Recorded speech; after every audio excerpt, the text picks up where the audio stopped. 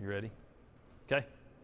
Well, thank you guys for coming. I figured there'd be a lot more here from everybody. That there was a lot of people that talked or that called and text and messaged, but that's okay. They'll get to watch it on here when Leah posts it on our YouTube page. So that'll be just fine. Tell you a little bit about myself if you don't know me. I'm Sean Mayfield. I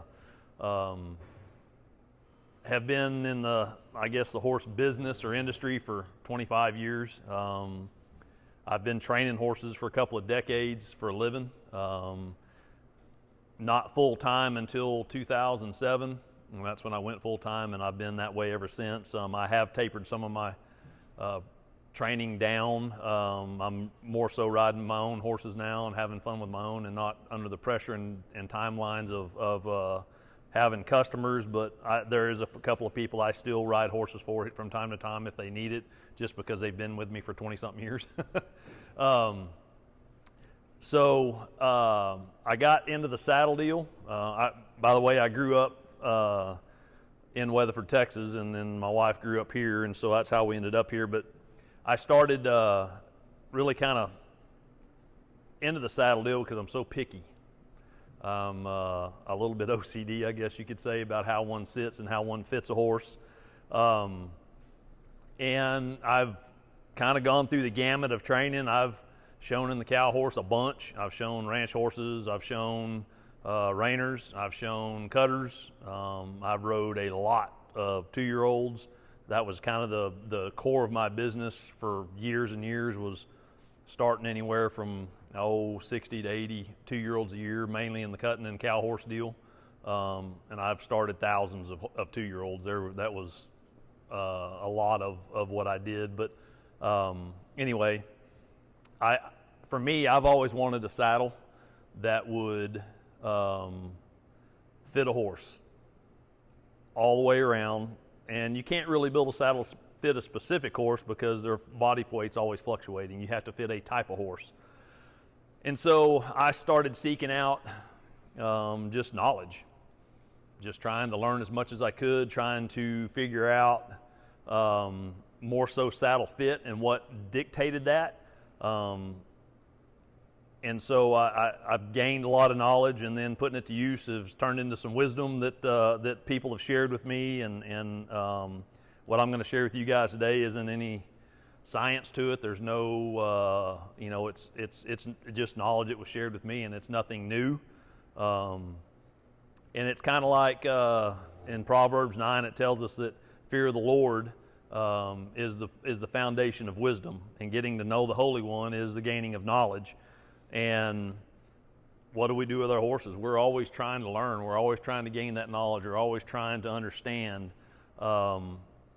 and always trying to get better, because we're never good enough.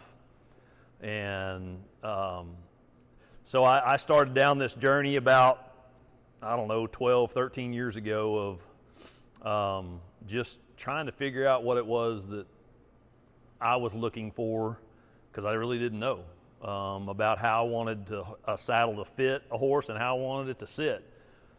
And I've roped some too and gone through the gamut of all the different disciplines. I've learned and understood and have day worked as a ranch cowboy too, just what types of saddles will work for what.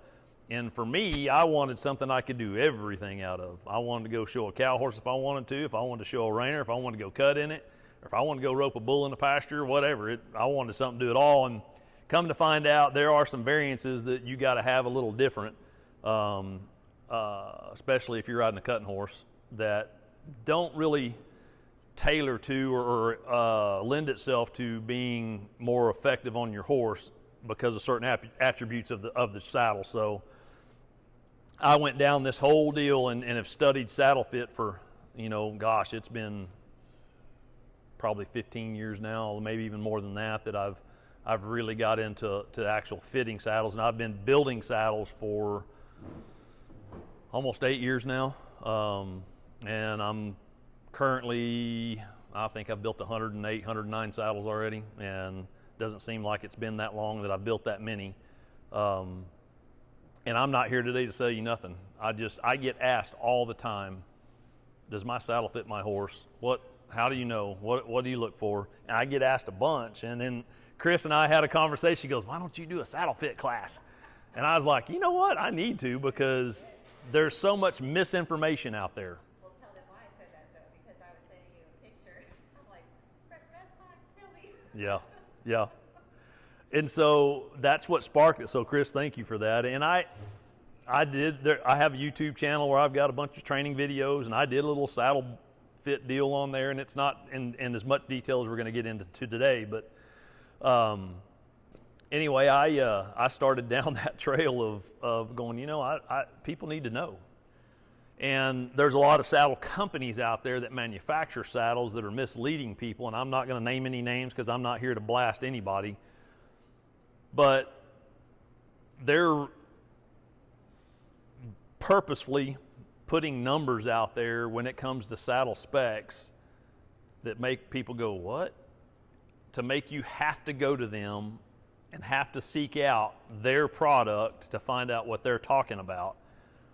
On the other hand, there's people out there that are making saddles that do not fit horses at all, so you will buy one of their saddle pads too to help it fit the horse. And so it's just a racket. And the other part that's bad is there's no set guideline in the industry for anything, unfortunately. One guy's 93-degree bar is going to be different from another guy's, and depending on how they cut that angle and where they cut it. The biggest probably issue with fit that people run into today is they think they have to have a gullet width. And I'm going to blow your mind right here. That has nothing to do with fit at all. And people go, huh?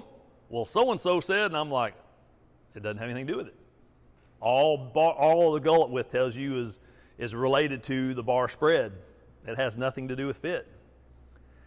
And you can go to one company and they say, well, this is a 7-inch gullet, and you can go to another one and that same tree from that same, yep.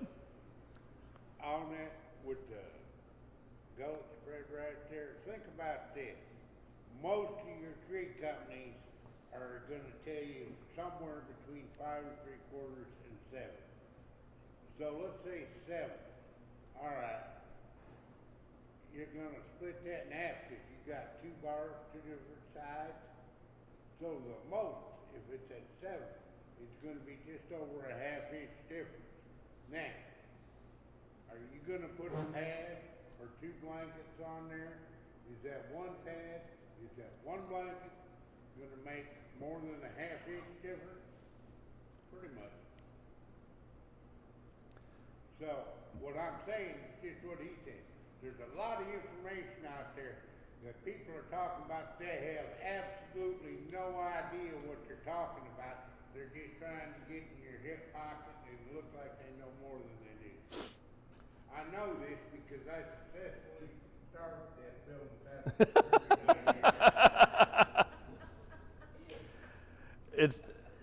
And just to tell you about misleading is that if you've got a 92-degree angle on a tree, and that's just this angle from here to here, there's some companies calling that a 46-degree because they're only telling you one side of it. And then people go, well, how's a 46-degree tree fit a horse? Well, So tell me, what angle are they talking about again? it's the angle from the tip of the bar to right here So like the center of the gullet. of the gullet? Yep, and back down. So if you When did you say the tip of the bar, you're talking about like where it down touches- here at the bottom, yep, at the bottom. it touches at the Yep, bottom. yep. And so, and we'll talk about bar angle. I'm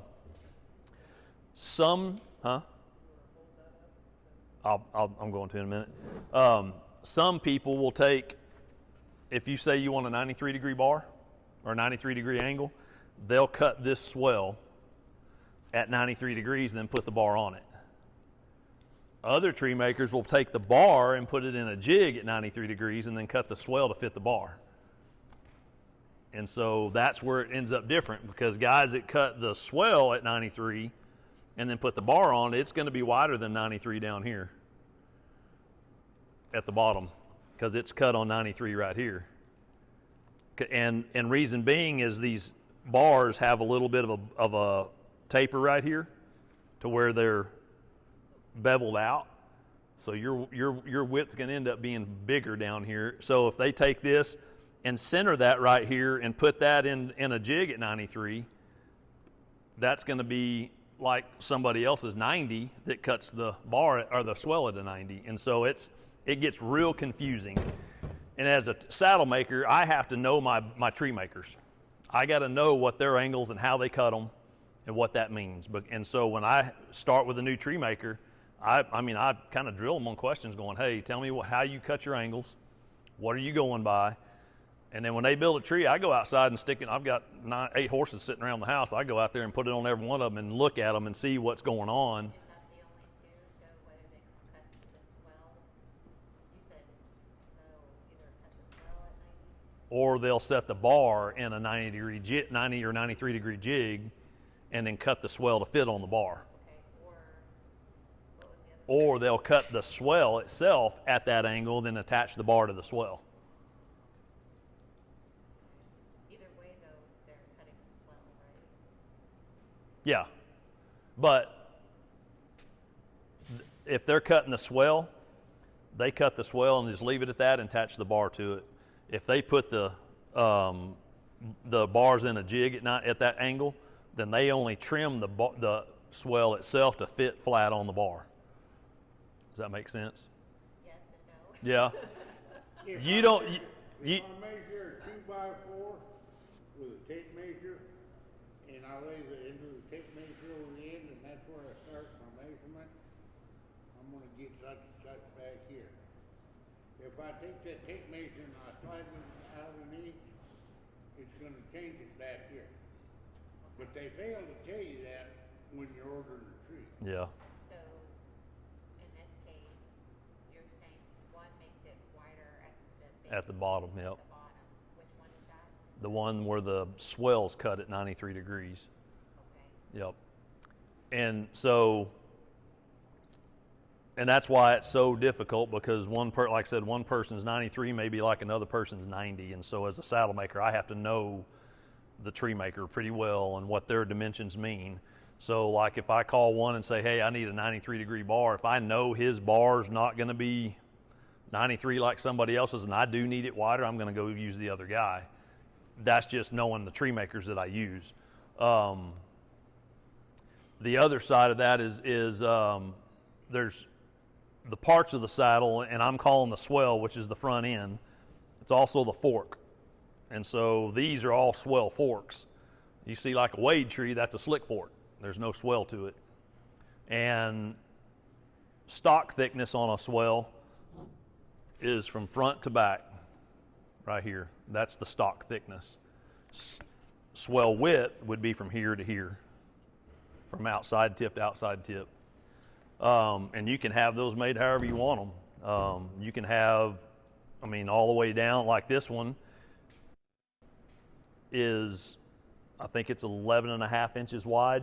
You can make that 12 or 13 or 14. And what happens though is when you add width here, the farther you go out here, they can't make this a lot wider because you have to have that surface area. So it's going to come out here and then taper back in real hard. So it ends up creating a lot of undercut.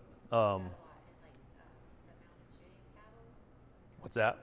The mounted shooting? Yeah, where it's almost kind of got that. Yeah, where you can lock your legs into them a little bit. Mm-hmm. Yeah.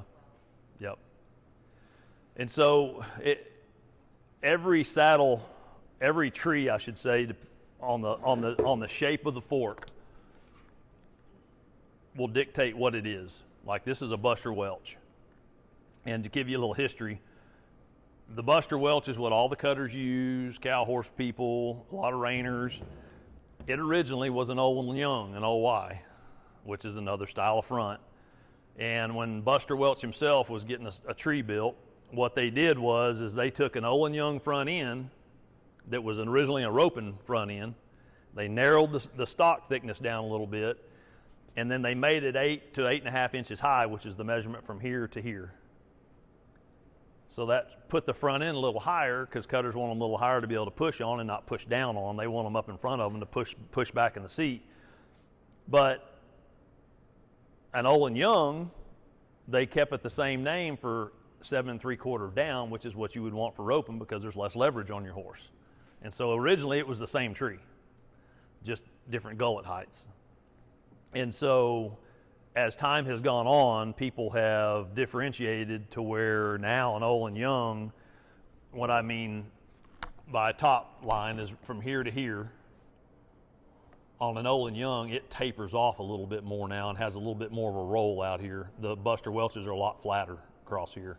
So now there is a difference between a Buster Welch and an Olin Young. Originally there was not.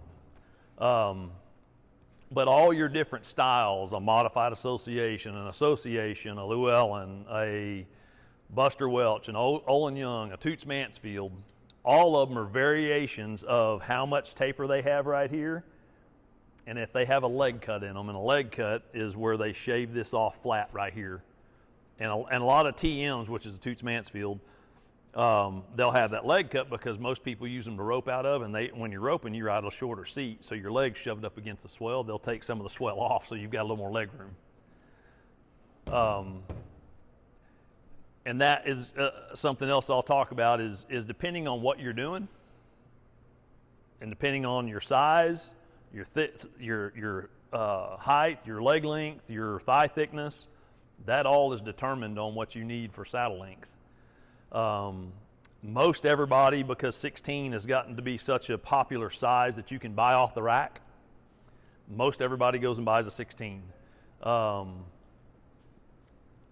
That's not necessarily what you need. Now, if you're cutting a cow or riding a cow horse, you need a little longer seat to get your feet more out in front of you, especially if you're pushing on the horn and you're needing to get away from that front end, or you're going down the fence and you need to grab a hold to kind of push and hold yourself through a turn.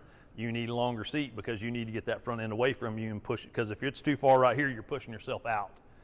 If you're roping and that's all you do, you need a little shorter seat because you need to move your fenders and your stirrups back up underneath you so you can just stand up and not have them too far in front of you and get you sitting back on your pockets, which is completely opposite if you're riding a cow horse or reiner or a cutter. You need to be sitting on your pockets.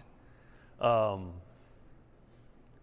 as far as style of front end, that's all personal preference, really. A little bit of it has to do with what you're doing as far as discipline.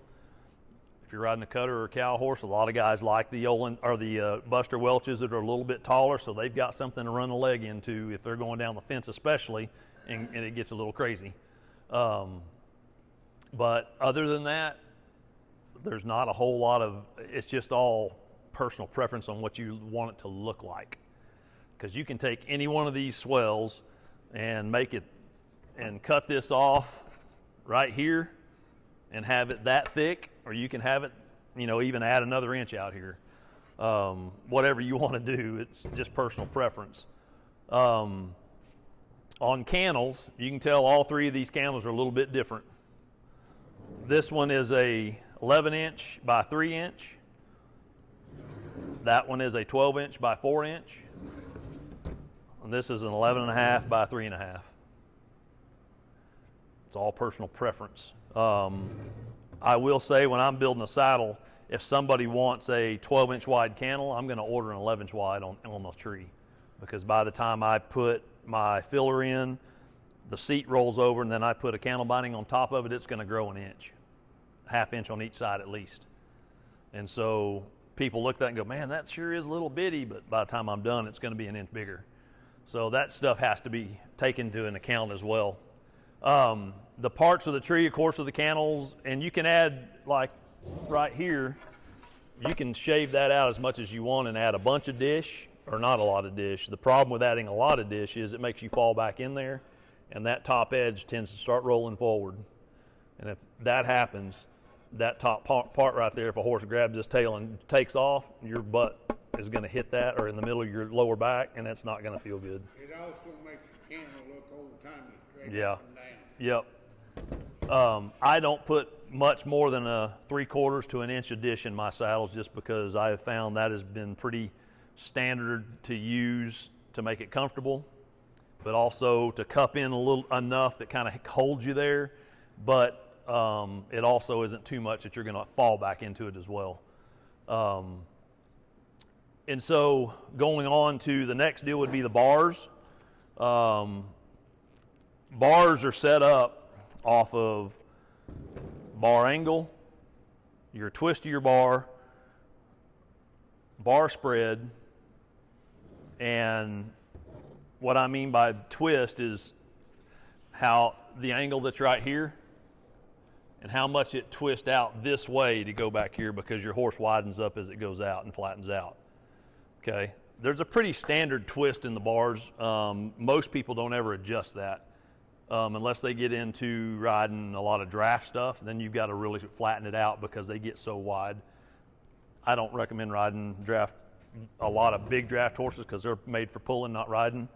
And it is absolutely tough to build for a draft horse and have it fit them. Now the bar spread is the distance right here. That measurement right there is the main measurement that dictates fit, other than your bar angle. So like when I order trees, I don't even order by gullet width. I'll call them, and most of the time this measurement right here, I'll order at 4 1/4 inches. Yep. So are people kind of considering the gullet width, the bar spread, when they're thinking about? Yeah, most of them that don't know any better. Okay, because I've never heard. So basically, like when I like looking at a saddle and they're like, the gullet like this, put a tape measure across it. Right. Like And well, and the thing is, when the saddle's built, it's impossible to read gullet width at that point. Okay, so when I see that, that's kind of what I'm thinking is like how far apart. Yeah, bars it are. is, yeah. So once I get through with that part, we're going to talk about gullet and why gullet doesn't matter. But they're different things. They are. They're different. Yep. So I order all my trees off a bar spread and bar angle only. And so when I have my bar spread done, I'm order mainly right here at that measurement at 4 1/4 inches, and I want this measurement back here to be exactly an inch narrower. So if that's 4 1/4, I want this to be 3 1/4. Okay, and so for what I have found, a 4 1/4 bar spread fits most type of modern type quarter horses, and you can adjust that with padding a little bit. Like I said a while ago, you don't really want to build a tree for a specific horse unless it's really, really odd and you're not going to ride that saddle on anything else. I try to fit a type of horse, and most of the modern quarter horses don't have a big old tall wither anymore. They're not real narrow back. They're pretty broad back, broad shouldered. And so I try to fit a type of horse, and the rock of the bar, which is this, from here to here. Okay, that's the other thing. There's 3 or 4 different rocks you can put in bars. A standard rock fits most horses, but most quarter horses today that I build for, the standard rock is still too much. It rocks too much. And so I still take a little bit of rock out of the tree when I order them. You want them flat. A little flatter, yep, because most of the modern horses are, like I said, they're not big old swoopy backed horses anymore. They're a lot flatter. What do you explain the rock again? The rock is that roll this way from front to back. So like how thick or thicker? No, just the see how it widens out here, and then it rolls back around here, and then it gets, see that? Okay, that's the rock. Okay, and that dictates fit as well. And a lot of people will send me pictures of their horses and backs, like top view and side view if I'm building a saddle, and that just gives me an idea of what type of horse they're riding. I don't try to build it per that specific horse, just because being as far out as I am, if you send me a picture of a 3-year-old and say, hey, I need a saddle built for this horse, perfect, but by the time you get the saddle, he's going to be coming 5. Then all of a sudden his back's changed, especially if you've been riding him a lot. And so yes, ma'am. Okay.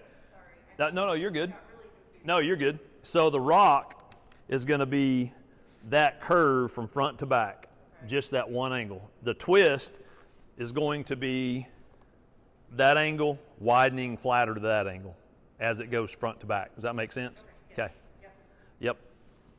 Ask me later. For it to make sense, because I'm with Like, Well, I'm over here like, I'm going to get it. I'm going to understand it. a lot of that stuff you guys don't really, I mean, We're not going to build a saddle. right. And so I'm just going through it for you to kind of give you an idea that there's a lot of factors that go into But a understanding that will help, like, when you buy a saddle, Yeah. you put it on your horse bareback, and you go to run your hand underneath of it, and you're like, okay, like, what's the problem here? Yep. Is it the rock? Is it the twist? Yep. Is it the, and if you start educating yourself on, Sure. like you said, like, which saddle, tree people tend to do what type of thing. Because I Right. do see when people are reselling saddles, they'll be like, this type of tree, Yep. And you can only change so much in a saddle. And I'm sitting here talking about changing stuff, and this horn here it's called the Mayfield horn in the industry because I designed it. But I'm not bragging about that. I only did it because this horn right here was my #1 selling horn for years. No. This one was the #1 selling horn that I built for years, and then all of a sudden it was no longer available because the foundry that was building it went out of business. And I'm like, uh-oh, now what do I do? And I didn't want to build one that was a copy of it, and so this was kind of my alternative. Of course, when you put rawhide on this one, it doesn't have so much funnel to it. It fills it in a little bit, but I did do this on purpose because when you do wrap this in leather, it does get bulkier. And any of you that's ever roped quite a bit, when you're taking a dally, you want that rope running down, not up. And if it gets too thick out here, or if it's thicker down here than it is up here, when you take a dally, they tend to start running up and will pop off. And so that's the whole reason why I made that so funneled out like that. Anyway, it just, people make stuff and name it. I don't know if there's ever been a horn like that built. I've never found one. And the guy that helped me get those cast in iron, he's like, well, it's going to be officially called the Mayfield. And I'm like, I don't care. I don't want nothing out of it. I just need a horn. Anyway, there's just so many things you can change on a tree without affecting it terribly bad. So let's get into gullet width a little bit. So gullet width is this measurement right here from where the swell meets the bar, right there. And the problem with gullet width is you've got this bar here that flares, and it flares to make a little bit of room for shoulder, not shoulder movement, for the shoulders themselves. And that's another little tidbit, is that people are like, you got to make room for the shoulder blade. Well, if you go study horses' movement, the only time the shoulder blade protrudes is that when that foot comes back underneath them and hits the ground, it shoves up. When it steps forward, that shoulder blade's at an angle. It's not stood straight up in their body. When that foot and leg comes forward, that shoulder blade actually rolls back and in to their body. You can actually pick a horse's body or leg up and feel that, and then all of a sudden you can't feel the scapula anymore. Now, you don't want it driving down in there, and so that's what some of that bar flare is for. But the big deal is you're wanting enough bar flare there to have the shape, to fit the shape of the back, but you don't want so much that all of a sudden the saddle slides forward, trying to find the narrowest part it can to set behind the shoulder blade. Does that make sense? And they will do. Yeah. So if you get this flare too wide right here, when you put it on a horse and you're riding and you don't have it hocked in on, which I don't like to do anyway, and your cinch pulled up super, super tight, it's going to inch its way forward until it finds the narrowest part of this bar right here to rest where it needs to rest. And so gullet width is it's not a static measurement. What I mean by that, it's not consistent. And I'm going to show you, like on this tree right here, if I measure from right there to right there, it measures 6 1/4 inches. Okay? If I did nothing to that tree at all, but shaved that swell back 1/4 inch, I'll put this in here because I can't stick my tape measure in there, and I'll just measure down 1/4 inch to the inside of this. If I just went 1/4 inch all of a sudden my gullet width becomes a 5.5. And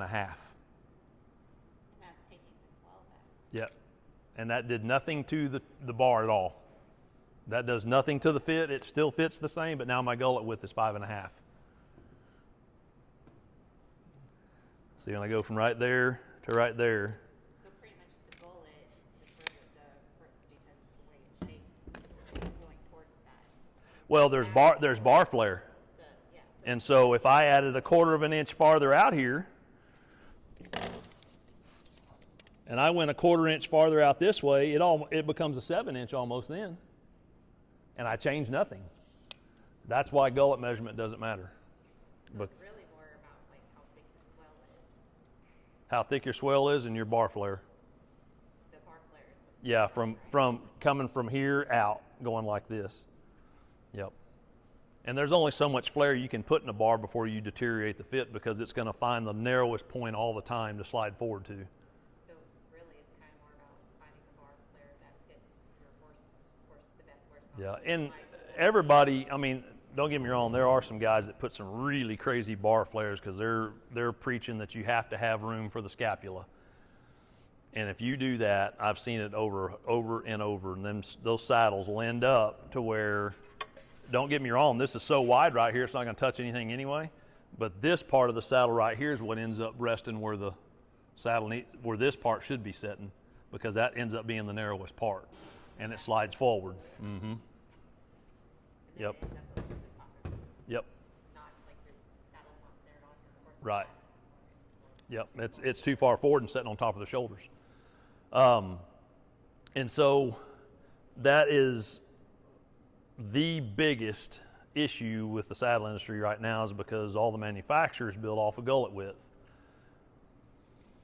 I could take and make this whole thing another 1/4 or 1/2 inch narrower, and then take a grinder and grind in here and make it a 6.5 inch gullet if somebody wanted that, and it still not fit worth a crud. Or I could take and not have any bar flare hardly, and widen this whole bar out enough to where I got a 6.5 inch fit. And because of this angle, if I just take that bar and slide it down a little bit, it gets wider. At that point, when you do move that bar down, all of a sudden the whole bar spread gets wider, and then you start seeing the saddle tree do this on your horses. Okay, say that one more time. Sorry. Okay, gullet fit's affected by, of course, your swell width, your stock thickness. It's also affected by the placement of the bar. If I took this exact same bar with this exact same swell and I attached it to the swell just a little bit down, that all of a sudden widens the whole thing up, including back here.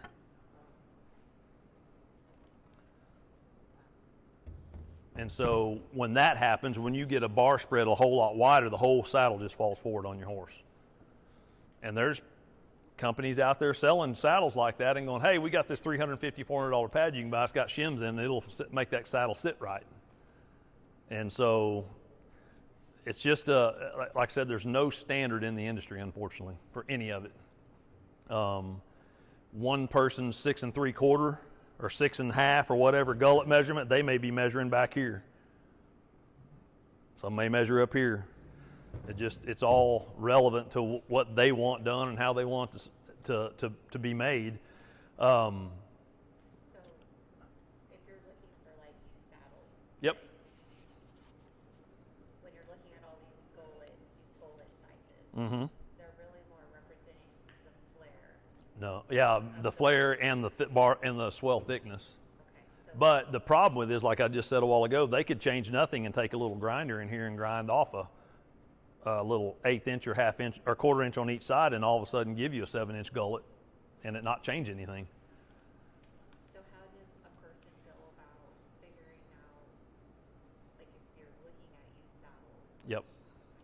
If you're looking at used saddles and they're manufactured saddles and they only have gullet width, the only thing you can do is put them on your horse. Let me give you a suggestion. I'm not trying to interrupt anything, but if you got a normal back horse. Well, that's another class. Like, what kind of backed horse do you have? Yeah. Yep, it Yeah. is. It is. Yep. But if it ain't a plump thoroughbred or something, and it's a little broad back there or whatever, and you put it in a round pen, that's probably 40 feet or so, like a cold starting round pin, and you put the kind of blankets and pads on that you're normally going to ride with. If you're a normal pad and a Navajo, put you a pad and a Navajo on it, whatever. And you get it all set up. Then you pull your latigo up. Don't sock it into them. Just kind of snug it up. And then gin your horse around that round pin. And I mean for a good 10, 15 minutes. Not just one crap lap around there and say, well, that's good. But where it's got enough movement.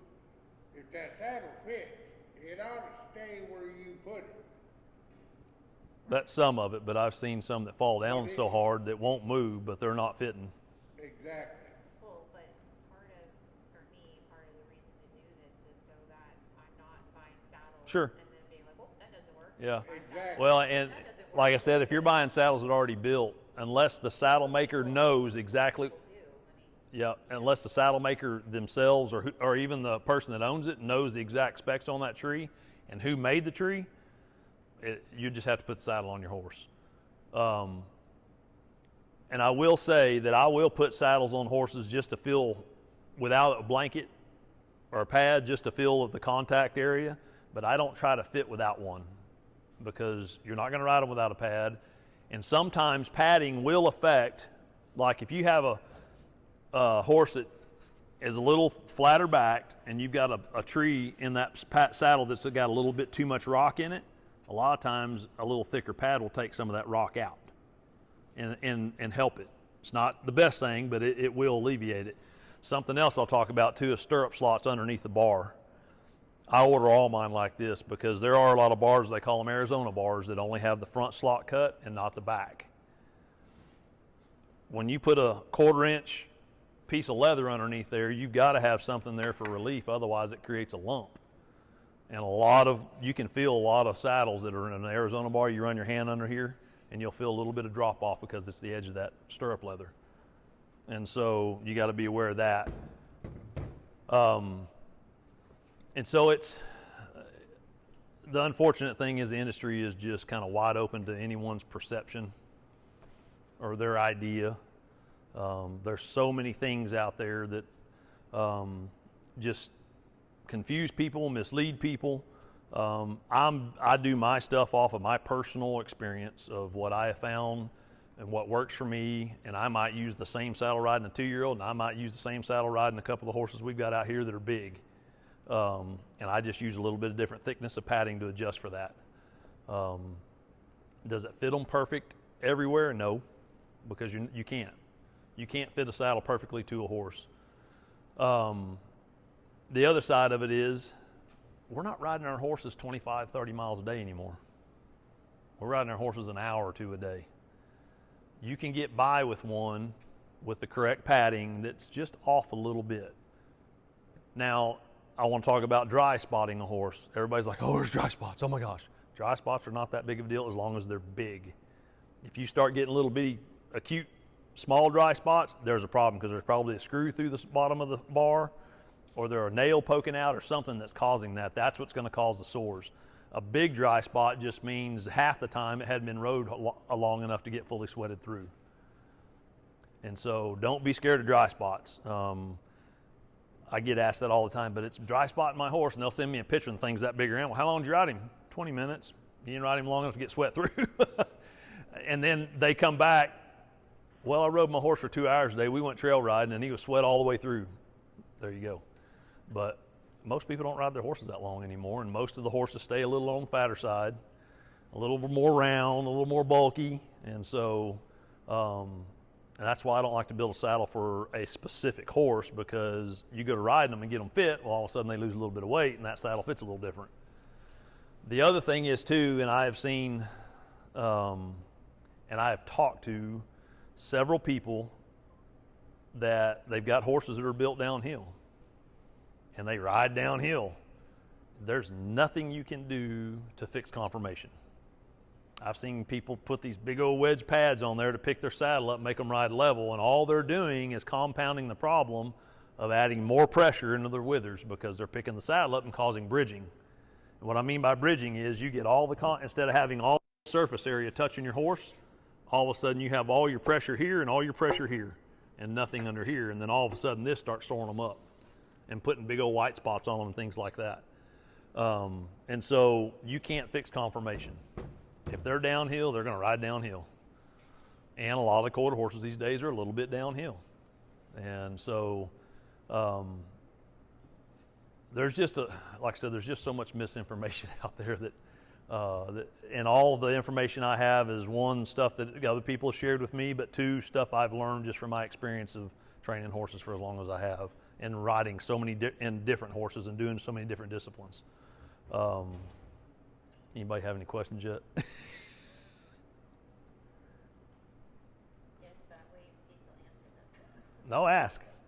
Well, I'm kind of curious, like, to, you know, you can get on the internet, you can find all these videos of people like, you know, run your hand down this saddle on your horse bareback. Right. Run your hand this way. Yep. Run your hand this way. Like, I would like your opinion on. So what you're, at home. yeah, what you're checking doing that is just surface area contact. Does you feel pressure consistently all the way through the bottom of that saddle on your horse, or do you feel pressure here, then a hollow spot, and then pressure? If you feel a hollow spot, then all of a sudden you have bridging. Or do you feel a hollow spot up here and then a bunch of pressure right underneath the seat and then a hollow spot out back? That means there's too much rock in that tree. So there was one where you took your hand and you ran it like down, like I guess it would be the front of the bar. Yep. And so I did that to see where the placement was. And we'll talk about that when we go out here in a little bit to put trees on those horses. But I feel underneath to see where the edge of the bar is. Yeah, I saw a video where it was like, put your hand in here. Yep. You should be able to easily put your hand in there and run it up and down. Yep. Like any major resistance. Yeah, off your, and what they're talking about there is like your skirts. If they're blocked right, they're going to be pulled away a little bit. They're not going to be folded in, pushing into the horse. You shouldn't feel your skirts rolling into the horse. Yeah, so you should feel this. You should be able to, if the skirts are blocked right, and what I mean by that is we get those skirts wet and we mold them around the bar. They're not just laid flat. So they actually roll up and go around. So when you feel underneath, if they're blocked right, you'll feel the edge of that bar, even through the wool.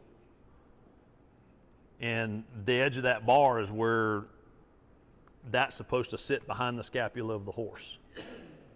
And most people want to do this, pull it up on top of it. And so, but that's why I feel for the edge. I want to know where the edge of that bar is on a saddle. This is more about pressure though. Yeah. I think it will, once we go up, Yeah. that will probably answer. But the other part of it too is when you put a bare tree on a horse, you got to take into account that there's going to be a 1/4 inch piece of leather and then wool underneath it. So it's going to pick the saddle up off the horse's back. So if you set this on a horse's back and it's touching their withers like right there and there's no relief, that's going to get picked up. Does that make sense? And then if you put a pad on it, it's going to get picked up farther. And so like when I put a bare one on, I would just assume this right here be almost flush in their back. I don't want a big old gap in it. I want it to be flush because that's what's stopping the tree from going forward, especially when their leg goes forward, because that scapula ends up going back and under. We'll talk about that when we go out there, but there's just, when we got through talking, it just weighed on me to go, you know what, people need to know about that stuff because there's so much misinformation. There's so many ways that people that are making saddles and building saddles take people in so many different directions. And it's just like, what do you do? Yes, ma'am. Maybe I'm jumping the gun, but so you're talking about how you want your bar to sit behind the shoulders. Uh-huh. Now, maybe I'm wrong in this. Can the rigging also play a role whether or not if you you're looking at me like, oh my god. No, she was probably going to ask it. Your rigging, like Yep. if it's not, because there's different types of rigging than on the saddle too. Yep. I've found that sometimes the saddle can lay really nice, but then the rigging is like, wait a second, this doesn't seem to lay properly where it should be in that horse's heart girth. Yep. And now So, the tree might be right, but now it's just like it doesn't fit. It doesn't work because when it rides, I will say this. Most of my personal saddles are 7/8 rigging. I don't like a full position. Okay. And for me, a full position draws too much down on the front end. So I run my 7/8s to where they're basically like right here. Okay. And then the way I do my riggings, that rigging's tied in here and back around the back of the saddle. So when you cinch one of my saddles up, it draws the whole saddle down. Because rigging does play a big part in saddle fit, right? To an extent.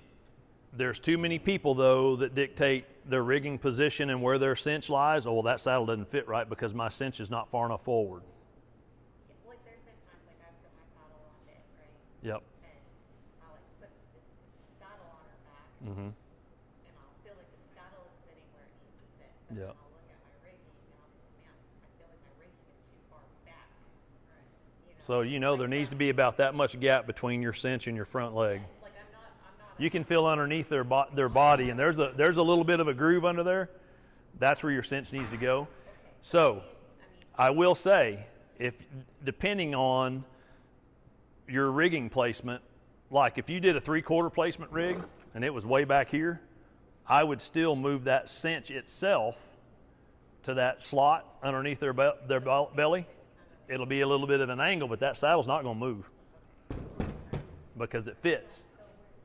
What happens on saddles that have too big a flare or they don't quite fit, and you've got your saddle where it needs to go and the rigging placement's a little farther back, and you move that cinch forward and cinch it up, that pressure from that cinch being like this and there being too much open up here and it's kind of run downhill, it's going to run itself forward to find the spot to make that tree set where that needs to set on that horse.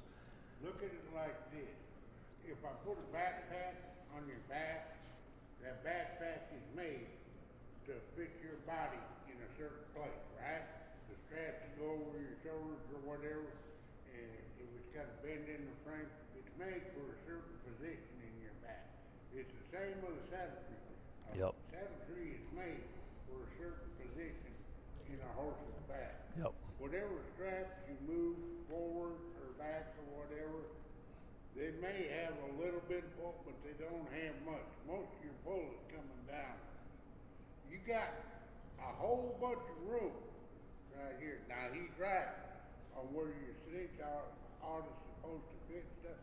But back in the old days, they used to make what they call the center Fires, yep. where all your pull was to the center of the saddle. Yeah, and those cinches actually, I mean, if you look at old center fires, they're that far back from the front legs. But when you fill up under a standard, I mean, just a horse for the most part, when you fill up underneath their chest, you feel kind of a little low area that your hand kind of rolls up in, and it's about that far behind their front leg, and I call it a cinch groove. That's kind of where I want my cinch to be. Okay, so that's pretty much like where I'm putting one, but I noticed like It's at a little bit of an angle. a little bit. That's fine. As long as the saddle's fitting, it's not going to affect anything. Well, that's where I'm kind of starting to question. Yeah, does that kind of answer your... Yeah, Yep. because I was always taught like you want that cinch to like come straight versus being an angle. Yep. And so that's where. Yeah, so that ties into... So it can be a problem, but it can be, yes. but If it's not necessarily right, a problem, depending right. on, because if you have too much flare, then it going forward can Push it forward. push it forward. Hmm. But if your flare If- sits good, Right, it's not going to make a then at an difference. angle, then it's, Right, so it's really more about, again, whether the saddle itself is fitting. exactly. Saddle fits everything about as far as how that saddle's going to sit. It shouldn't affect your cinch placement, how that thing cinches up, anything like that. If it fits, it fits. And so, but a lot of people get it, well, that cinch needs to be straight up and down, and it's got to be up against the leg. And it's like, well, what happens when that leg comes back and all that muscle wads up? And then they want to complain because they've rubbed the back of their horse's legs raw. What are you talking? You ever see somebody with a saddle?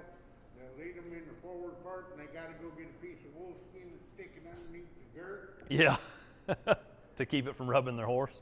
Keep it from rubbing Yeah, their horse. that's just because they've got it too far forward. Yeah, Yep. and that used to be a really, really big common problem. It's still pretty common, but They don't put their saddle where it's supposed to be. yep. Any other questions? In fact, there used to be one famous saddle maker that would set his dirt rinks way forward and call them extreme full doubles. And, I mean, every saddle you ever made, you'd eat on a horse right there. Yep, because the rigging position was too far forward. So the other parts of the saddle, like all the rawhide trees, and this is a wood tree covered in rawhide, they're going to come with this opening right here, and that's just your spine relief. This one is a wood tree with fiberglass covering. And so when you fiberglass them, they actually fiberglass the seat strainer in, and that just adds strength to the tree. But that helps dictate what your seat, how your ground seat's going to sit. Now on these rawhide trees, I actually have to shape a metal piece and nail it in. And I've got a piece of pipe that I sit on my workbench that I hammer this out and shape it like this one. And I just hammer that metal out until I get the shape I want, and then I nail it in. And then I'll run these pieces here, just my stirrup leather plugs, just to make space where the stirrup leather is going to go. And then I'll put this leather piece on here to get that as smoothed out as I can. And then I'll put another piece on here that covers all of this, and then I'll skive it all down. And I've got templates that I've made myself. I always tell everybody my rear end's got a memory because I've sat in the saddle so long for so long. And so I can sit in the saddle real quick and go, ooh, that don't feel right. And so what I did is after I got a couple of saddles, ground seats done quite a while back and got them to where I wanted them to fit and how they sit, then I made myself templates of a measurement right here, and then an inch in front of that cantle. And so every time I start skiving a ground seat out, I put those templates in and make sure I'm going by what those templates show, so I know exactly how they're going to sit. And when I put a ground seat in, I want my lowest point in that seat to be an inch in front of that cantle, right across here, because I don't want to be pushed against my cantle.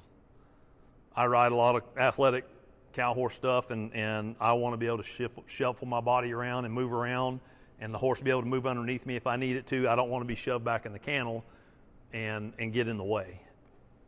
And so I put the lowest point of my seat right here, just to where, because that's where your pin bones are. Your pin bones aren't in your back. They're not going to sit back here. Your pin bones in your hips are right here. They're going to sit right there. And so that's where I want that lowest point. And so ground seats have a lot to do with how a saddle sits and how they fit you. And I make this point right here my narrowest point, because that's where your legs lay. That's when you're sitting down, your legs come across. I mean, they may come up here too, but the pressure of your leg, it runs right across there. So I make that my narrowest point in the seat. That's why the bars, if you look at them, right behind that stirrup slot is the narrowest point of the bar, because that's where you want the narrowest point of your ground seat. In ground seats, the way the bars are done, and this part here is the rise of the bar. You can take it a little bit out or add a little bit more, and that's going to dictate how much rise that seat has in it. Now, you can dictate a little bit of it by how much you lift that strainer off of there and how much leather you leave in there. You can skive all the leather back out of it just to get it smooth and take some of the rise out. But So does that play into any other parts of the saddle? The rise right there? just how they sit. The deeper the higher this is, the deeper that seat's going to feel. Like, It doesn't play a part into how it fits your horse. nope, not at all. You as a rider. Yeah, that's how that's going to dictate part of how it fits you as a rider. And some people like a lot of rise, some people don't. And you can move when you're skiving that leather. You can see how that rolls up in there. See, from here to here, it's pretty flat. That's where your pelvis is setting. And so you can take, and if I didn't put a whole lot of leather in here, and I kept a little more leather back here, I can flatten that seat out pretty quick. But I don't like a whole lot of leather right here, because that's the part I want sitting closest to my horse. So when I put ground seats in, that area right there, I skive down quite a bit. So since we're on the subject of the seat, Yep. can you tell me the difference between how a cutter seat is and how a ranch cutter seat is? Is No, there a difference in the seat itself? no, There it's all is about. with a cutter though. I'm sorry? Not now. There's not. The old cutters used to be real flat and have no rise in them. Okay. They're not that way anymore. But when they put what they call a cutter bar in there. It's narrower. It gets narrower over the seat. The bar's not as wide. He's talking about right here, right here. Yeah, if you go sit in a cutting saddle, it The- feels narrower. The bars are cut up in here more, right there. There's less Yeah. wood. So to answer your question though, if you ordered a ranch cutter, whether it's a ranch cutter or a cutter, it's got the same bar in it. So there's not any difference in them anymore, unless like if I do a custom tree, like this saddle for me would be considered a ranch cutter. It's got a little bit of rope and horn in it, but you can rope out of it too, because this bar is heavy enough to rope out of. But I'm talking like manufactured saddles. If you go buy a ranch cutter or a cutter, they're going to have the exact same bar in them. So it's gonna be like a flatter seat. But there will be in the ranch cutter, because they'll add a whole lot of leather in there and make that rise up higher. Why do they do that? Just because it's more comfortable to ride long distances. If you're riding across a ranch somewhere or riding from distances, if you have a little deeper pocket to sit in, it's more comfortable. If you're on a board flat seat, no. And if you think about it, if you're riding cutters, those guys ride them horses for 10 minutes. And the lopers don't. The lopers ride them for hours. Yeah. But the guys that are training in them, they're building the saddles for, they're in them for 10 minutes. And so if you're not riding one very long, you can get away with them not being just real comfortable. But So a ranch cutter will have probably a little bit more rise. but they'll have the Same same. bar. So it'll be and a lot of those manufacturers, it's just a cut and tree. They put a little different horn in, and they put a little more leather in the ground seat to put a little more rise in. Other than that, it's the same tree. Yep. This one would be considered ranch cutter. I'm building this one for a cow horse saddle. So, but it's going to be heavy enough to rope out of too. Because I know it'll get used to rope out of. It'll get used to show in. It'll get used probably in ranch horse competitions where you got a rope. It'll get used for all of it. Is the placement of, I'm gonna get this wrong, like the cutout for the stirrup? Stirrup slots. Stirrup slot, is that different for a cutter versus a cow horse? No, they'll all be pretty much the same. What dictates having those stirrups fit different is the seat length. That's why a lot of cutters ride 16 and a halves to get them farther back away from the front end and put their stirrups farther out in front of them. See, because I feel like the cow horse I ride in, I always feel like it pushes my feet more Well, forward. you're just farther back is what it is. Yep. So what? Because like even like when I've seen other people like ride in it, like if I see Dean ride in it, right? Who? If I see Dean, Yeah. Like so if he rides in his saddle, right? Like his legs. Has his legs longer than yours? Yes. Yep. But he rides pretty much kind of straight underneath himself. Right. When I've seen him ride in my saddle, he seems to have his feet more forward. Yep. And I feel like when I ride, my feet are kind of forward too. Yep. So I kept thinking it was the position of the stirrup, but It's just the way that, and so this area here is not going to change really. Whenever you have and the other part too is like cutting saddles or cow horse saddles or whatever, they've got just 2.5 inch stirrup leathers instead of 3. That's going to put a whole lot more swing in that stirrup. And for me personally, if I even ranch saddles, they've got 2.5 inch stirrup leathers because I use my legs so much. But the way when you set in like this seat right here, when you sit right here with your pelvis, your legs are naturally going to hang up here. If I shorten that seat up, that's going to bring my legs back underneath me. so could I possibly be riding in too big of a seat then? You could, It doesn't feel like it when I sit in it. But yeah. But for, like I said, doing what you're doing and showing your horse, is it 16 or 16 and a half? You'll be fine because you don't want to get up on top of your stirrups. You want your feet out in front of you. Does that make sense? yeah, I mean I know like when I'm doing my cow horse and stuff. Yeah. Okay. So this is another off topic, but I Sure. in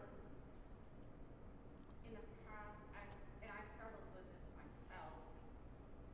And it seems like now it's becoming a more common thing. Is the difference between a saddle made for women versus men. And I've ridden in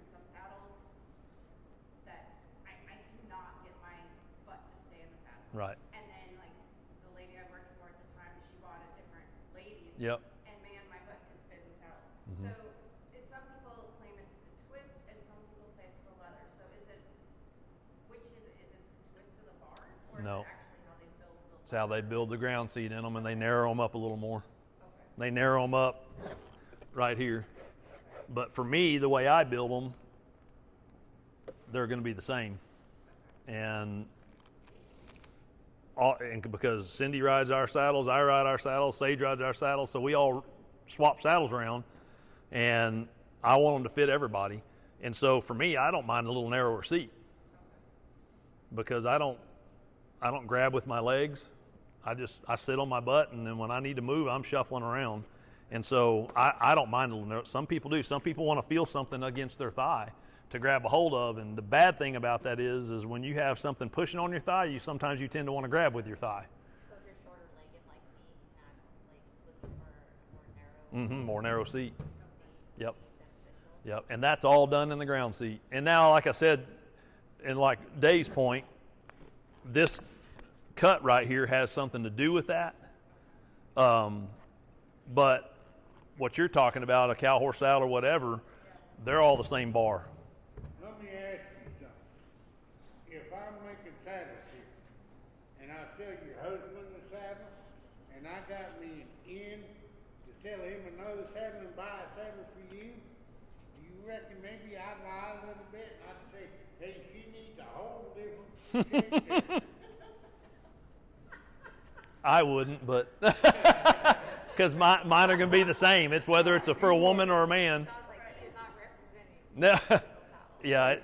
He wouldn't, but the average person. Yeah, I mean, and all they're doing is just narrowing that ground seat up, and you can go and sit in a lot of manufactured saddles, and that's the problem with some of that is not the same person's building all their saddles. They may have 10 guys sitting there putting in ground seats, and every one of them is going to have a little bit different take on how that ground seat should be. And Show me again how it's narrowed up. Is it taken out of the bar? no, like the saddle she's talking about, there's nothing done extra to the bar.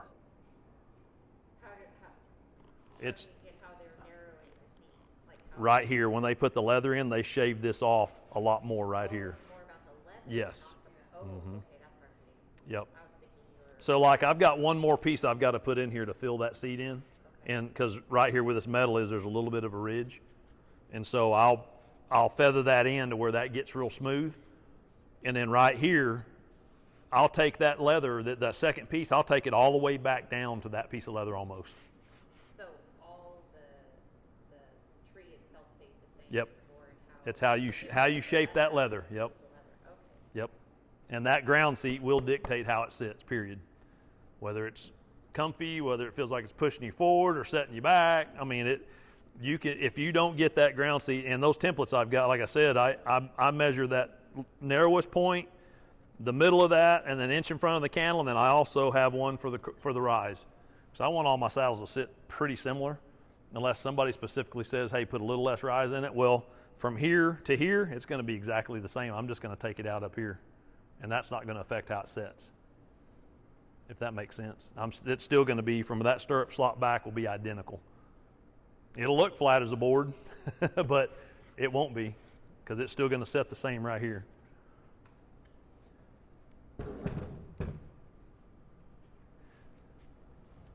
Any more questions? Everybody's like, smoke's boiling. I'm waiting for somebody else to chime in so we don't feel like we're the class clowns going,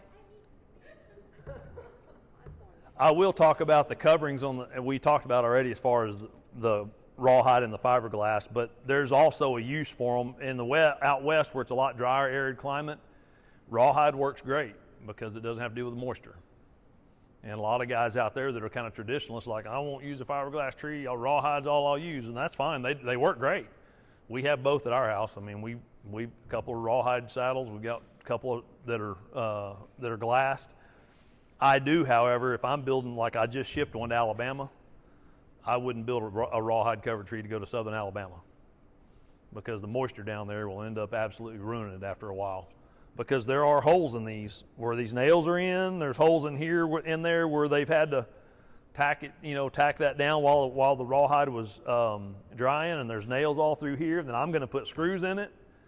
At some point, moisture is going to seep underneath that, and it's going to make that raw. And because rawhide, I don't know if you've ever seen it when it's wet, it's like Play-Doh. And when that starts getting wet, all these seams start kind of coming apart, and that's how they rot so easy. I've actually looked at a rawhide covered tree that was in Louisiana, northern Louisiana at that, but that's still pretty moist over there. And the guy had it for about 10 years, and every one of them stitches had rotted out, and that rawhide was just split apart. For the glass trees, you don't have to worry about that. And so if somebody lives in a real humid type climate, I'm going to tell them you need a glass tree, not a rawhide tree. There's people that argue, but I know better. I've seen it. What's stronger, one or the other? They're both extremely stout. I will say by going with glass, when they glass this strainer in and it becomes part of the tree, that does add strength. And they're lighter. This thing's 5 pounds lighter than this one is. So you can come pick these up if you want and feel the difference in them. And they're like way different. I'll volunteer. Oh wow, yeah. This one, but like, Yeah. this is like barrel saddle kind of. Yeah, and that's like a ranch, one- that's a ranch. one-handed. That's actually a ranch Well, saddle. there's no leather on them either. I mean, Right. But. I know, but I'm just saying that the difference in how light they are, but the strength that you get. And this one's going to go to a guy that I know ropes a bunch of stuff, and I'm not worried about it. Any other questions? What affects the height of the gullet? So- Put on your horse, I've seen them so, like, they're almost touching the bone. Yep. And so as long as you've got about an inch of space, I wouldn't worry about it, because that wither's not pushing up and down like this. It may move a little bit. Yeah. And I even if I put a raw tree on a horse, and if I've only got about a ½ inch of space, I'm not going to worry about it, because I'm going to put at least a ½ inch pad probably underneath it. And there's going to be wool and leather underneath it, so it's going to raise it up even another ½ inch. So I don't really worry too much about it. But the lower the front end is, like on a rope saddle, that just takes away the leverage on their shoulders when you're roping. When something's pulling on it, the higher it gets, the more leverage you're driving into their shoulders. And that measurement on a gullet is just when it's sitting on a table like this, they measure from the table to the top, and that one's 7 3/4. And so that's also, like this tree here, see how deep these bars are? And these aren't that deep. This front end, actually, if you took them off and set them in front of each other, this front end is going to be probably a ½ inch taller. As far as, from here to here, because this one still is 7 3/4 tall as well. So this part has to be a little bit taller to make up to get that gullet height. They're both going to sit on a horse pretty similar. Like this one too, it's 7 3/4 as well. But if you look at all of them sitting on this table, they look a little different heights, but they're all the same when you measure them. And it's because just this illusion, this bar being so long, it makes this thing look like it's 8 or 9 inches tall. But for me, as long as they're, an inch or so underneath there with the raw tree or anything sitting on the horse, you've got plenty of room. I will talk about swell height a little bit too, is that depending on what you're doing, if you're roping a lot, 7 3/4 and down is what I suggest, because you're taking a little leverage off your horse. If all you're doing is showing a reiner or a cutter or a cow horse, if you do 8 or 8 1/2, which gets the front end a little taller in front of you, a reiner probably not so much, because you're having to do this so much in front of you, but that height of that swell's there so you can push on that horn, and it pushes you back and not up, because if that swell's a little lower and you go to push, it tends to, whatever angle you're pushing at, is where your body's going. So if you got a little taller swell and you're pushing on it, it's going to push you back. If it's a little lower and you push on it, you're pushing yourself up. Does that make sense? Any other questions? I knew it was going to be a whole lot of information, a lot of. The biggest deal though is if you're looking at a saddle, if it fits your horse, set that saddle up there without a pad on it first, just nothing else. Don't look how it sets, just to see contact and see how much surface area you have from front to back. You want that to be pretty even. And if you've got a big old space somewhere, especially in the middle, or a lot of pressure in the middle and a lot of space out the front and back, you've got some pretty hard pressure spots right there. Some of that will come out with a pad, but the bridging aspect gets worse. If you've got bridging already without a pad and you put a pad on there, the bridging gets worse. If you've got too much rock and there's more pressure right here, when you put a pad on, some of that will come out because that pad will compress a little bit, but the bridging aspect will get worse because it just adds more bulk under there and puts more pressure into your horse.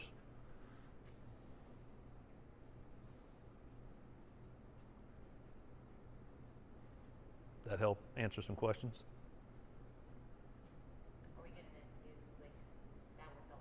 I got two. I'm Yep. a Yep. visual. You can go ahead and cut that off and we'll go out there. Oh, if you'll notice when he walks, when he puts that left front leg down, watch right here. See right there where it starts to protrude out? That's the only time that shoulder blade pops up. Okay, when he walks forward and brings that leg forward, you see it disappear. See that? See how it kind of went, and then when he put his leg down, it popped back up? So right here is his scapula when he's standing square, and that's where the front of that bar is what I want sitting on. Sage, will you come help me?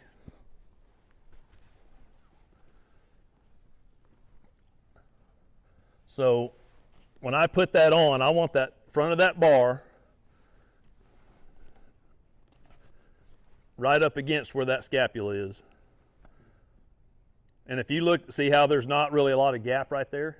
That's what I want. I don't want it flared out because what's going to happen is it's going to move up until it finds a little narrower spot.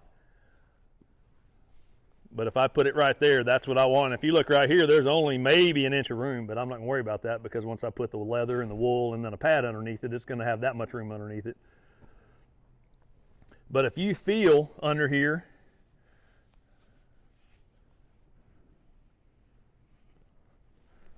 and you just hold it down like it was cinched, there is consistent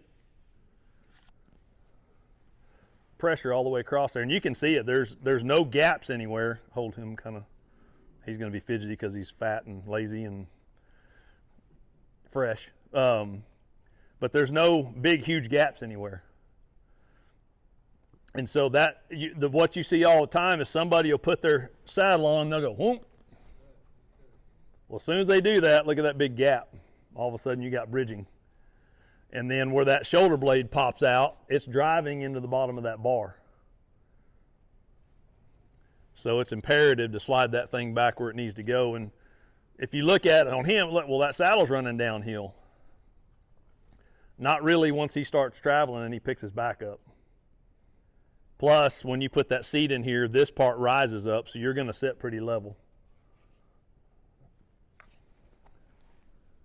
Does that make sense? So the other video I saw was they took their hand and put it in. Right here? Yes. And Yep. put their hand up and down like this. Yep. See how much pressure. Well, yeah, but they're really not, see, like, if you feel right here, that's touching. It's not pushing, but it's touching. Well, once you have like this is like not just like a tree. This is like Whole saddle. a full saddle. Yep. So the idea was it should be able to put your hand in there See, I don't want that. and run it up and down easily, just like you without like a change in pressure. Right. Right. So that pressure, now because this does have a 93-degree bar, it does change right here just a little bit from up here. The pressure does. Okay, if you run your hand right there, that pressure changes right here where that Is normal for it to be a little higher at the top and with a wider angle. Because this is a 93, he could actually use a 90-degree bar and it wouldn't affect him any. Does that make sense? okay, so tell me when you run your hand right here, it should have consistent pressure all the way down. Okay, so like when I get here, when I get to about right there on the bar, it gets a little loose. Okay, now the other part of it is this bar does, and most tree makers do, at the bottom of the bar, they bevel that so it's not a sharp edge. And so there is some of that beveling, but I know this tree and what the angle is on it, and know this bar angle is just a little bit too wide for him. It's not going to affect it much once I pat him. He could, this tree would sweat him slick. Yep. Okay, so I was always taught, and this goes back to your question, not just the tree, but the actual saddle, leather, Yep. still bareback with no pad under the saddle. Yep. When you slide your hand up under that front of that, under the swell, under the bar, it should feel like a firm handshake. Yes, that's exactly right. You shouldn't have to struggle. No, you should be able to run your hand under there and it feel like there's pressure, but not like somebody's just grabbing a hold of you. Right. Yep. So if it does feel like a lot of pressure, then what does that mean? Two things: either the bar spread's too wide and it's falling down forward real bad, and if that happens, you're going to see the back of the saddle do that. When would you see the back of the saddle do that? When the front end's falling down. Why? Yep. Like, no, I meant like when would the saddle lift up in the back? Just sitting it on the horse. Oh, okay. Yeah.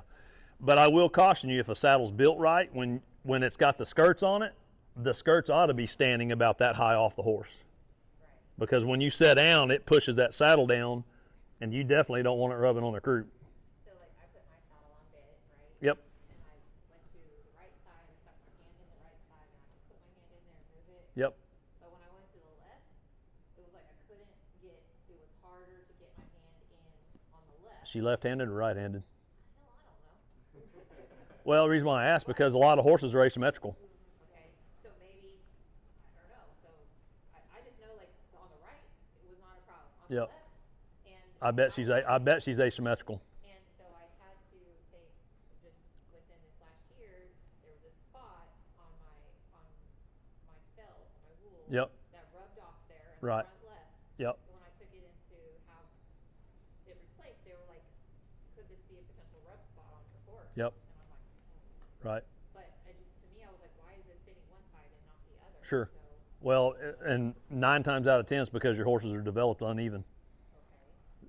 You ride them to the left or you ride them one direction more than the other. And that can happen a lot, especially on colts. If they've got a stiff spot and you're riding twice as much you are on one side, you're developing that side more. And what a lot of people get into is they don't, even though they may ride that side more, they're not going back and going the other way either. Okay, yeah. So if she's tighter on the left, does that mean that shoulder is developed more? More than likely, or she's got some atrophy there. On the other side, I mean. On the other Yeah. side. Yeah, but if that was the case, she wouldn't travel as smooth as she does. Okay. Because she travels like glass when she's trotting. She's got her head down flat and just, I love that. That's the best Yep. part about it. The rest of it. but if they're reaching and pulling with one leg more, they're developing that side more. So if it's the left side, if you're going to the left more than you are the right, and some people don't even know, they're like, well, I don't know, I just ride my horse. Did you know, like maybe that saddle was pushing up forward on her a little bit? Just maybe a tiny bit. It could be, but if you're getting more pressure on one side than the other, there's two things: either she's asymmetrical or the tree's busted, The tree's not busted. But or the tree's crooked. But that typically isn't the issue.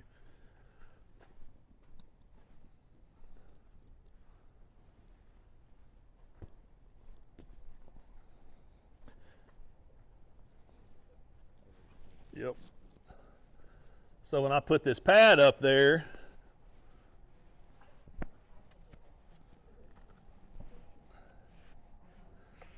see how much different that saddle sits now? But this is a big old thick pad. I don't like it. I just got it out just to use. But see, when I put my hand under here now, all that pressure is identical all the way around. That's what I'm talking about. Padding does affect it some. But it picked the saddle up and it sets more level on him now. But when you add the leather and you add the wool, and it's going to adjust how that thing sits. But like I said a while ago, that you can't fix conformation. If that horse is built downhill, it's just downhill. they talk about skirt size a little bit. Yep. Yep.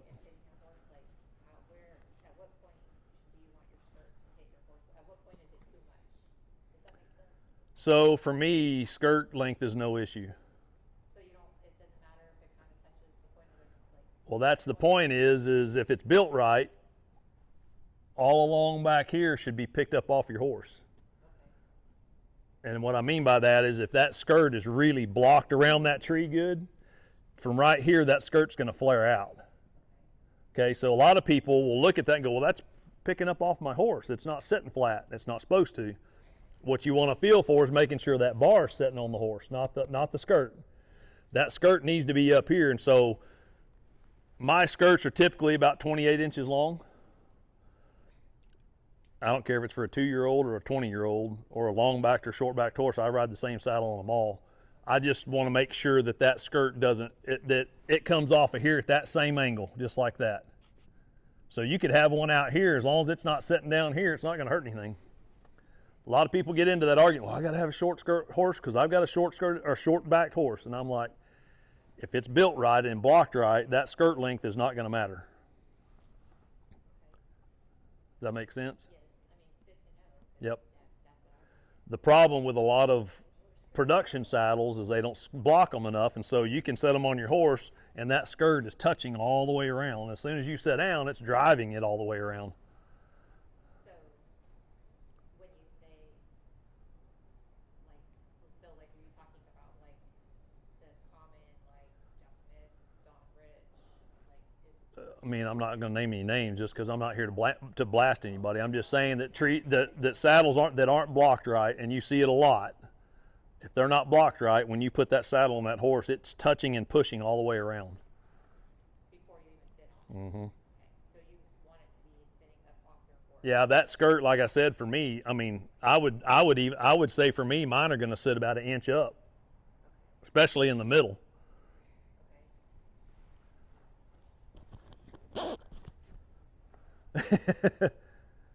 I know. It's like, well, now what do I do? Well, yeah, I mean, it's just kind of like trying to figure out the perfect storm.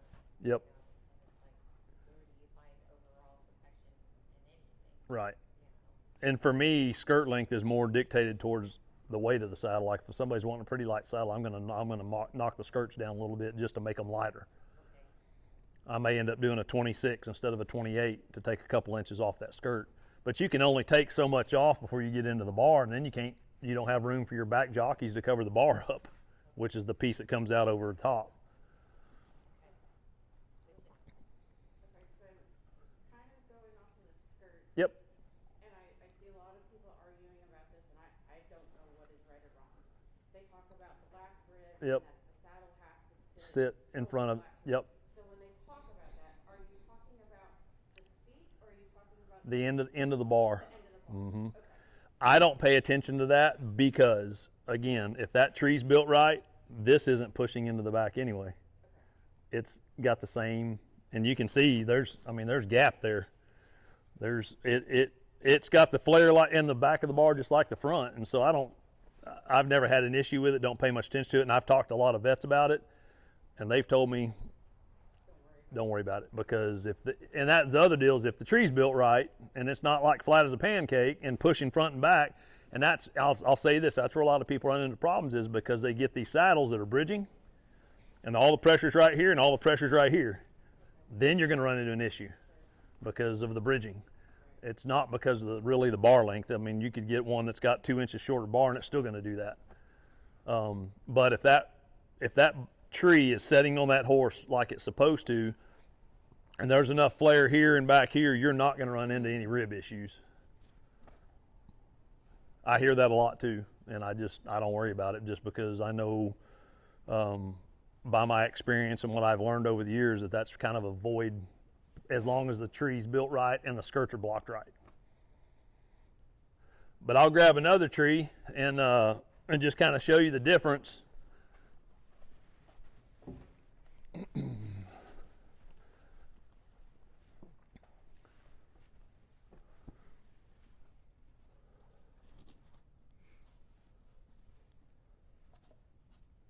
See, there's a lot of gap right here.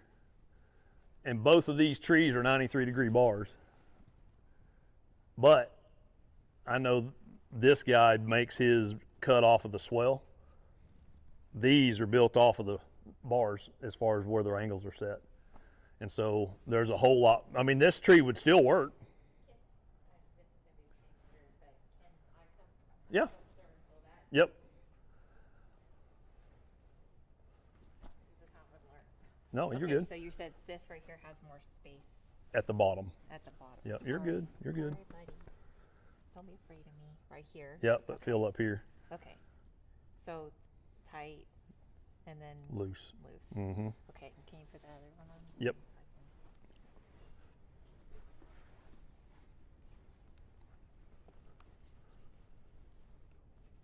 I Okay. can't even see it. Huh? I can even see it. Yep. Oh well. Yeah. I mean, but it's so minute. Yeah, it is. Okay. That's why I said it's not, the padding's going to make up the difference. Hold that.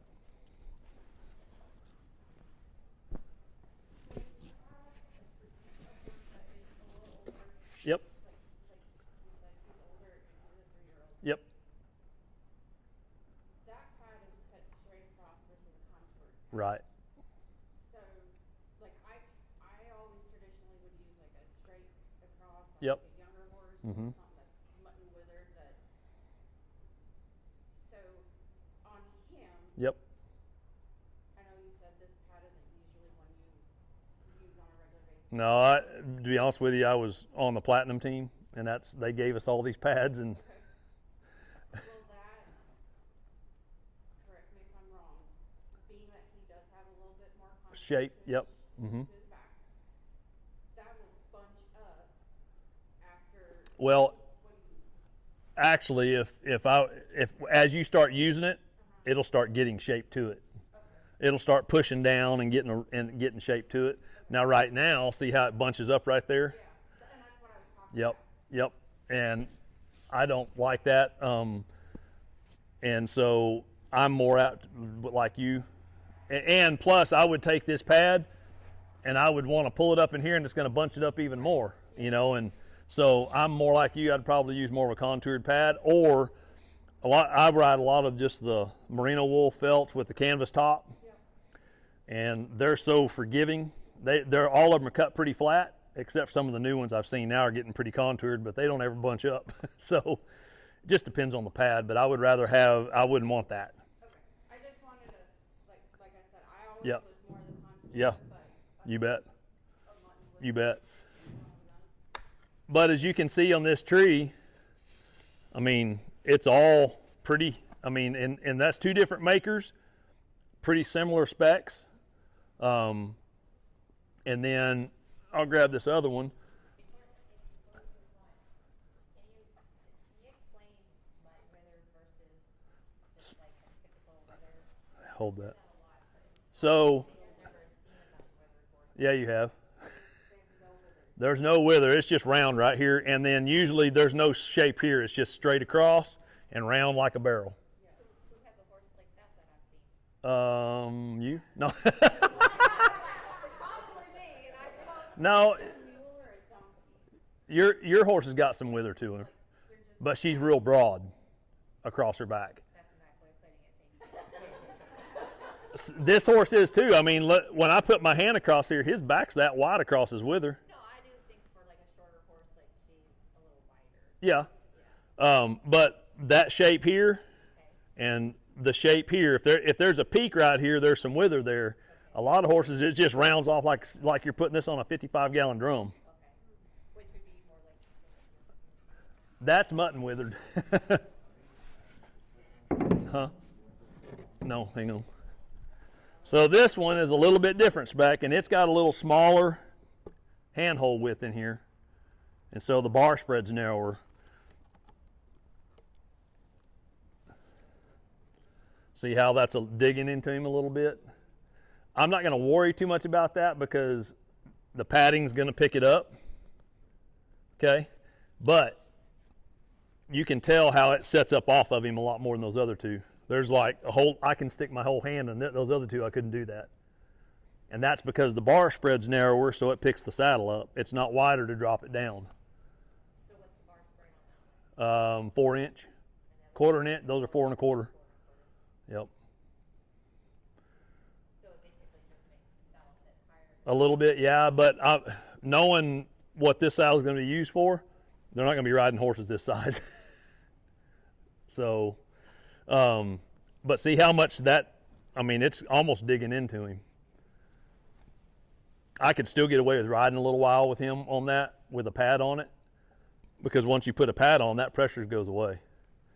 But like this one, same thing, it's a 93-degree bar, and there's a lot of space under there, but under here, there's still all the same amount of pressure all the way back. And see how that's picked up?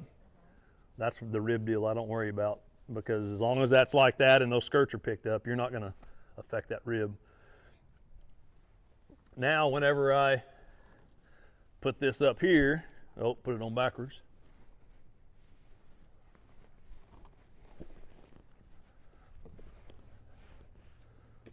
See how it just kind of floats up there. It's not setting on him real good. Now, once I cinch it down, it'd probably be okay, but it's not ideal for what I would want to ride for him. If I was building a saddle that all my horses are kind of his size, I'd want something a little bit wider apart. But see, now with that pad, I can ball my fist up and put under here and not pick that saddle up much. Those other ones, there was still only about that much room. That's because the whole tree sat down a little more. It's funny how just 1/4 of an inch makes a difference. But when you fill up here, all of a sudden that really heavy pressure on his shoulder blade's gone. I mean, there's still some pressure there, but it's not like it was when it's sitting on him bareback. So that's why I don't like to, when I'm putting trees on a horse, I don't like to do them without a pad. I'll do them just to kind of see what the surface area is doing, but I don't want to do that for a fit type deal. The one thing about this tree too is there's a little bit more flare right here, or I should say angle right here. That's not going to matter a whole lot. I would rather, for him, this have a little more contact, but that's just the way that tree maker does his bars. So, just so I know I'm getting this right, these are your bars, right? Yep. So this is angle, right? Yep. And this is flare. Yep. And then there's twist. Yep. It goes like that. Like this. So see how steep the angle is here, and as it well, just think about this from front to back. The angle's steep here, and as it goes back, it flattens out. So like you have your angle like this, Yep. but then as you go back, It flat. Yeah, that's the twist, because that bar has to twist to. okay, so this is the twist. Yep. And then your rock is just how much it rocks front to back. Okay, your rock is, I call it the swoopiness. How does it swoop? okay. Does that make sense? Yes, I'm just trying to keep it straight. Sure. You know, flare. Yep. Flare, angle, rock, bar spread, bar angle, you know. You can tie him up and we'll move down to this 3-year-old.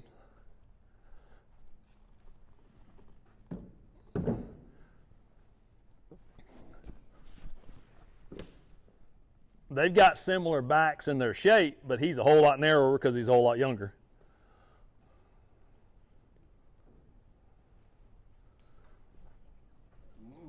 Oh, quit.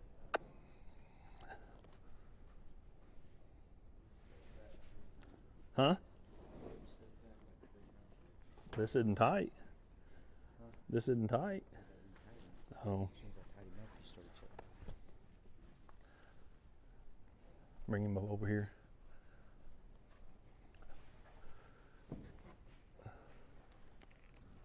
No, this is good.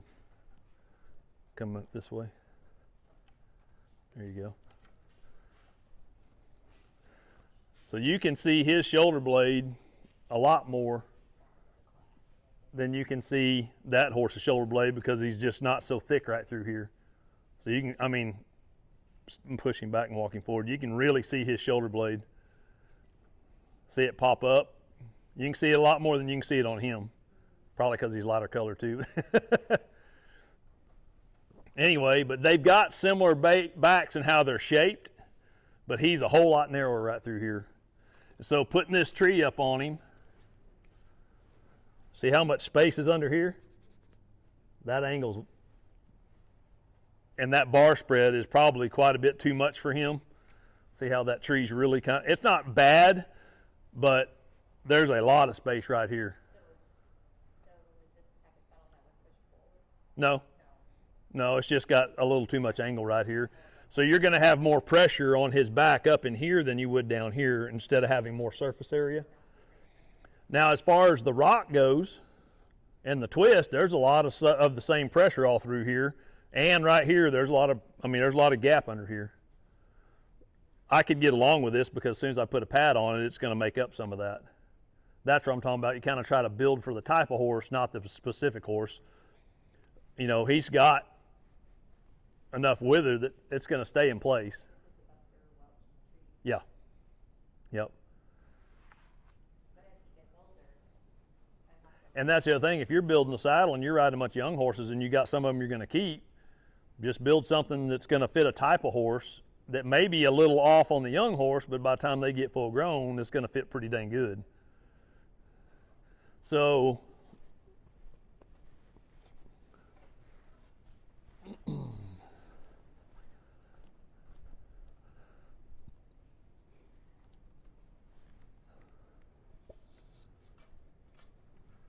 see, whereas that one doesn't have near the space underneath it, but it's falling forward a little bit more. See how much is lit? Hey, pick his back up or head up. But see how much space is back here versus this one? So that one's falling a little bit too much. But is that why it looks like it has more contact in the front? Yeah, well, no, I mean, let me put it up where it needs to be. Oh, I can see it flares a little bit more. Yeah, see back here, there's a little bit, it picks up a little bit more because it's falling forward on him some. Same specs as far as what they're supposed to be, but different tree makers. See the difference? Now I get this other tree, and it has a little narrower handhole width in it. And I'm going to blow y'all's minds. Every one of these measures 6 1/4 gullet.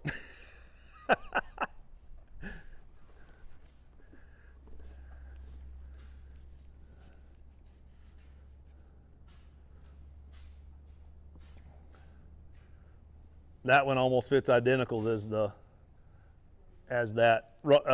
fiberglass tree. Even more so back here, it's lifted up.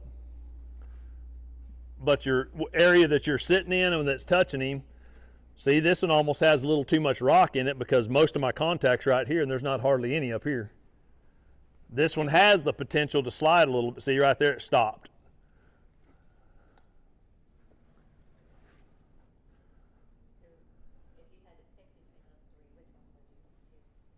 If I was building it for him, Yeah, like out of these three, like if you had that first one I had fits him the best. that's the one that I was.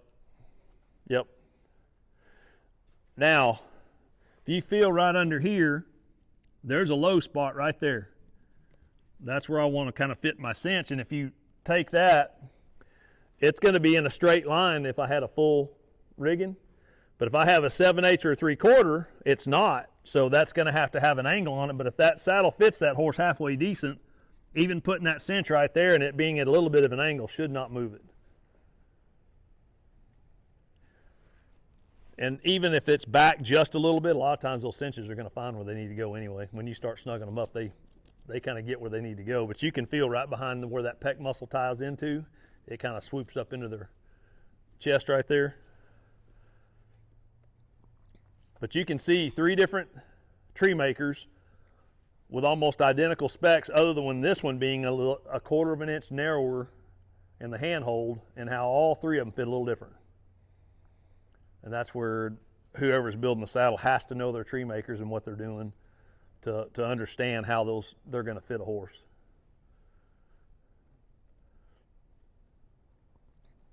But the biggest deal with tree fitting, as I see people doing this, put it on there, slide it up, and cinch it. Oh, now my cinch is right behind my back, my front leg, and they based it off of the saddle placement off of where their cinch is.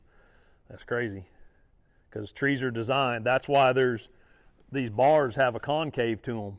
They're designed to fit in that pocket right there, right behind that scapula.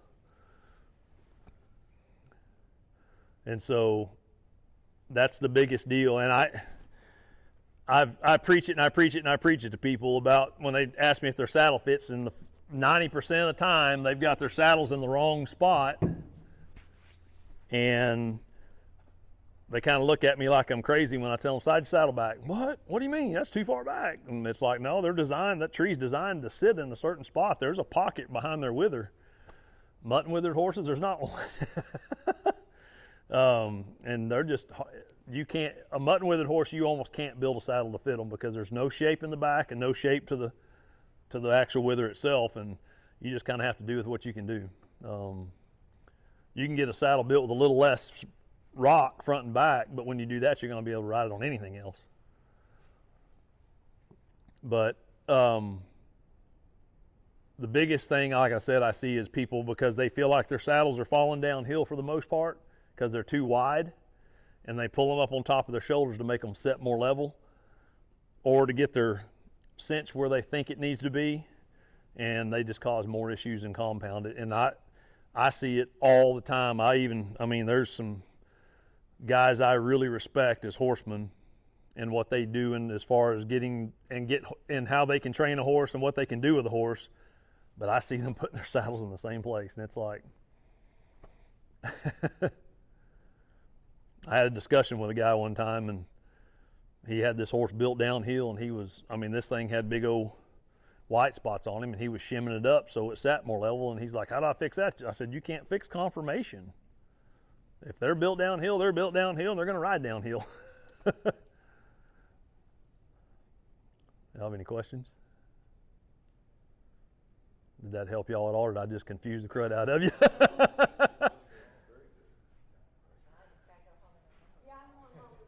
Well, these videos are going to go on the church YouTube page.